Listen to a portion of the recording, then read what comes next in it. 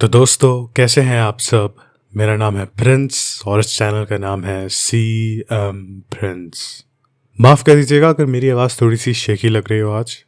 It's because जहाँ मैं रहता हूँ वहाँ आज अनएक्सपेक्टेडली बारिश हो गई। तो जब फिल्म देखने जाता है आदमी तो आप समझ सकते हैं कि बारिश होने के बाद क्या हालत हो जाती है। बट उस चीज़ को साइड में रखते हुए लेट्स टॉक अबाउट कप्तान अमेरिका बहादुर नई दुनिया। ये 2025 की पहली आई थिंक मार्वल फिल्म है या शायद मार्वल रिलेटेड एनीथिंग जो कि आया है in terms of the cinematic universe as far as I can think. I think मैं एक चीज़ बता देना चाहता हूँ। जो देखा होगा आपने थंबनेल इस वीडियो का, उस पर भी ये बात लिखी है कि ये एक बायस्ड रिव्यू है। बायस्ड मैं इस सेंस में नहीं बोल रहा हूँ कि मैं इस मूवी के ख़िलाफ़ हूँ या फेवर में हूँ। बायस्ड बिकॉज मैं मार्वल के सिनेमैटिक यूनिवर्स को कुछ टाइम से फॉलो नहीं कर रहा हूँ, at least not as religiously as I once used to. देखो यार, मैं वो इंसान हूँ जिसने मार्वल की फिल्म जब शुरू हुई थी आना तब मैं रियल टाइम में देख रहा था। यानी कि जब आयरन मैन आई थी तब उसके कुछ महीनों के बाद ही मैंने उस फिल्म को देखा था, जब वो फिल्म टीवी पे आई थी। एंड कहने का मतलब ये है कि इन फिल्मों को मैं उस टाइम से फॉलो कर रहा हूँ जब ये शुरू हुई थी एक्चुअली में, as a natural progression from what they were trying to do with Spiderman, with Hulk. तो जब मार्वल सिनेमैटिक यूनिवर्स शुरू हुआ था ना, मैं वो इंसान हूँ जो तब से फॉलो कर रहा है। जब मैं थोड़ा सा बच्चा सा था तो मेरे जो एल्डर ब्रदर थे वो ये सब फिल्में देखते थे, वो मुझे दिखाते थे। एंड ऑब्वियसली जब आप एक बच्चे होते हैं ना तो these things are very fascinating for you. तो मैं हालांकि एक ऐसा इंसान था जो बचपन से बैटमैन का फ़ैन था और स्पाइडरमैन का फ़ैन था। स्पेसिफिकली सिनेमैटिक यूनिवर्स ने मार्वल के ना एक आइडेंटिटी दी है मार्वल को कि भाई हम ये हैं, this is who we are. And मुझे ऐसा लगता है ना पिछले कुछ सालों में वो आइडेंटिटी एकदम पूरी तरीके से गायब सी हो गई है। ये मुझे पहली बार फीलिंग आई थी जब मैंने एंटमैन वगैरह देखनी शुरू करी थी, जब ऑब्वियसली जब नेचुरली फिल्में आ रही थी। जब मैंने वो देखी थी एज ऑफ अल्ट्रॉन तो मुझे लगा यार ये क्या है, मतलब इसका तो कुछ मतलब वो ही नहीं है, पॉइंट ही नहीं है फिल्म का। ये लॉन्ग टर्म में भी कोई मतलब हम इसका इम्पैक्ट नहीं दिखेगा स्टोरी में। तो मैं समझने लग गया था कि एवेंजर्स एज ऑफ अल्ट्रॉन से कि क्या चल रहा है। मैं थोड़ा सा आपको एक कॉन्टेक्स्ट दे रहा हूँ। अब हम आते हैं इस फिल्म के ऊपर। देखो, मुझे पता है कि विंटर सोल्जर और फैल्कन की कोई सीरीज़ आई थी डिज्नी पे, मैंने भी वो शुरुआत में देखने की कोशिश करी थी।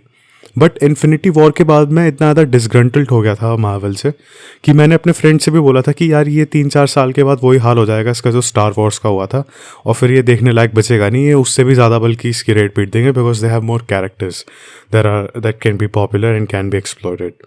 एंड वही हुआ। मैं ये नहीं कहना चाह रहा हूँ कि भाई I said to my friends या आप सबको कि भाई आई टोल्ड यू सो, ऐसा कुछ नहीं है। ये कोई खुश होने वाली बात नहीं है कि एक सिनेमैटिक यूनिवर्स जिसमें इतना ज़्यादा पोटेंशियल है वो अपनी आइडेंटिटी लूज़ कर देता है फॉर द सेक ऑफ एक तरीके से जो कैपिटलिज्म बोलूँगा मैं, जिस तरीके से मार्वल सिनेमैटिक यूनिवर्स को इस्तेमाल करा जा रहा है। मतलब हर कुछ महीने में कुछ नया आया था और पता नहीं कि कहाँ जा रही है स्टोरी, क्या हो रहा है। अभी इस फिल्म को अगर आप देखोगे, ये फिल्म मैंने हालांकि विंटर सोल्जर वाला शो देखा नहीं है बट मैंने कुछ क्लिप्स देखे हैं।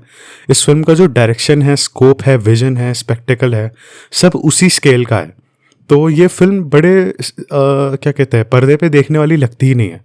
ये फिल्म ऐसी लगती है आपको देखते वक्त कि मतलब आप कोई ना स्पेशल एपिसोड देख रहे हो, कोई गेस्ट अपीयरेंस वाला एपिसोड देख रहे हो कि भाई हैरिसन फोर्ड को एक एपिसोड के लिए लाया जा रहा है शो के अंदर, तो इसीलिए जो है एपिसोड की लेंथ जो है बढ़ा दी गई है। Anyways I think in shows की लेंथ अब 1-1 घंटे के एपिसोड होते हैं। सब ने अपने आप को जो है ब्रिटिश फिल्म मेकर्स की तरह समझ रखा है कि भाई जैसे ब्रिटेन में होता है कि भाई वहाँ पे 1-1 1.5 घंटे के एपिसोड होते हैं शोज़ के, बट वो फिर सिर्फ 4 या 5 या 6 एपिसोड होते हैं उनकी पूरी सीरीज़ में, and they are full of quality.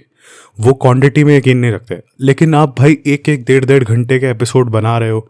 अच्छा, कोई फॉर्मेट भी नहीं है, कोई 45 मिनट्स का है तो कोई 1 घंटे का है, कभी कोई 36 मिनट का है, फिर कोई 1.5 घंटे का है। मतलब कुछ वो ही नहीं है यार, मतलब कुछ फॉर्मेट ही नहीं है, जो आ रहा है मन में बस, मतलब कि कुछ कंसिस्टेंसी नहीं है, कहने का मतलब ये है।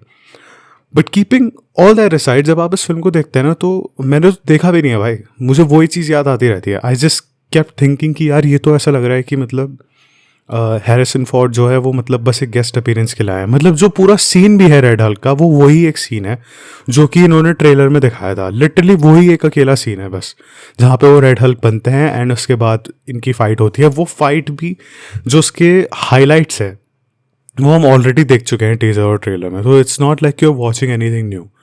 बार बार मुझे वो शाहिद कपूर की लाइन याद आ रही है जो उन्होंने बोली थी कि भाई टीज़र आजकल बहुत ज़्यादा नॉइस करते हैं, बहुत नॉइज़ मचाते हैं, और उसके बाद जब आप फिल्म देखते हो तो आपको लगता है कि यार ये तो वही है सब, इसके आगे तो कुछ देखने को ही नहीं मिला। And that thing keeps coming to my mind when I am watching these new releases, specially Captain America Brave New World. देखो यार क्या है ना कि जब कोई इंडियन फिल्म आती है तो आप उसको क्रिटिसाइज़ करते हैं, थोड़ी सी ना एक वो होती है क्या कहते हैं सिंपैथी ज़्यादा होती है just because it's coming from your own country.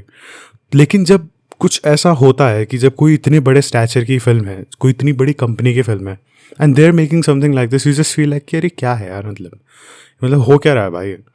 तो पर्सनली मुझे ऐसा लगा कि मैं एक स्पेशल एपिसोड देखने के लिए आया हूँ, मतलब कोई गेस्ट अपीयरेंस का episode winter soldier and falcon वाली सीरीज़ का, क्योंकि मतलब मुझे कोई भी ऐसा सीन नहीं था जो स्टैंड आउट कराओ।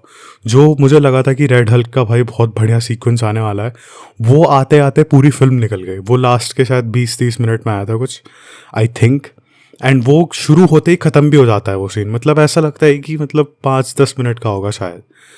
एंड हैरिसन फोर्ड ने भी भाई मतलब इस फिल्म को जो है बस पैसे के लिए करा है, साफ नज़र आ रहा है।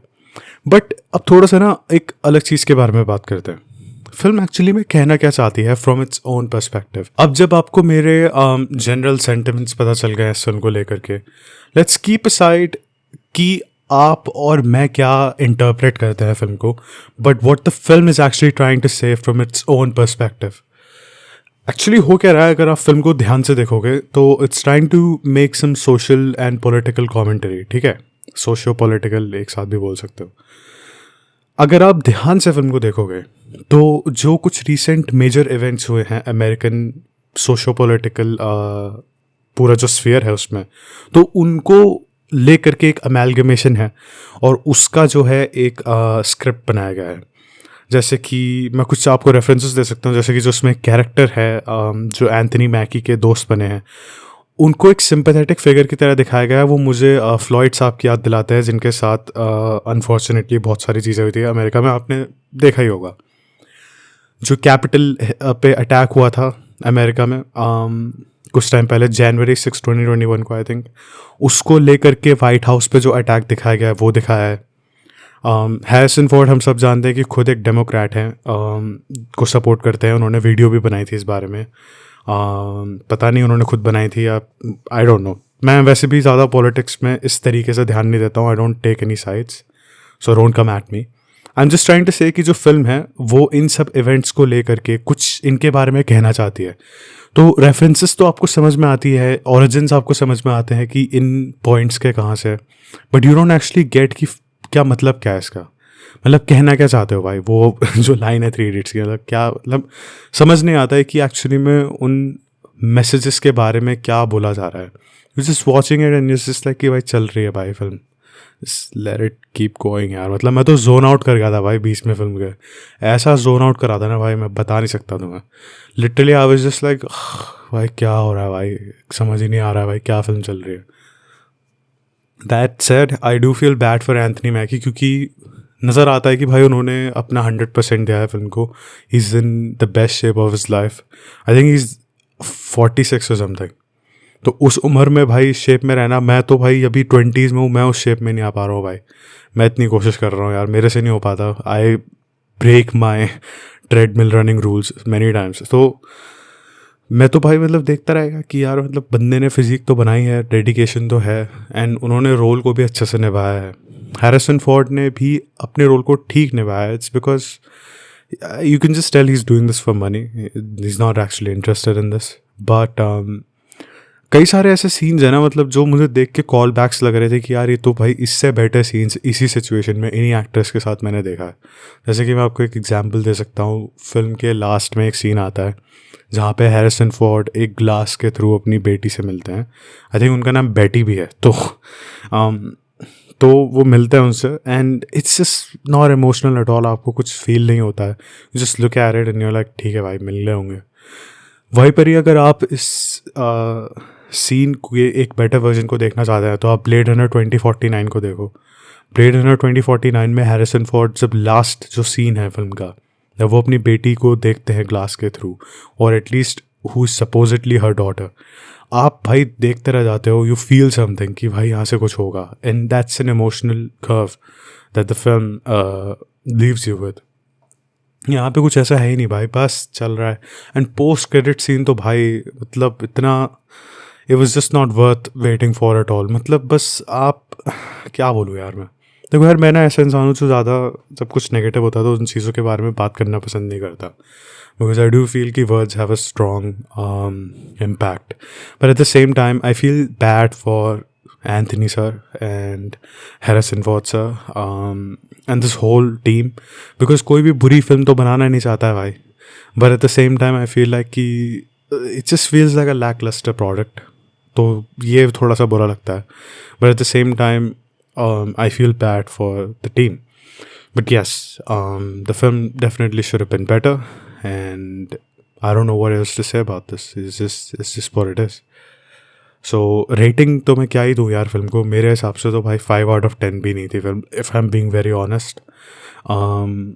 भैया that's it, so take care of yourselves and your family, and ya, कप्तान अमेरिका बहादुर नई दुनिया।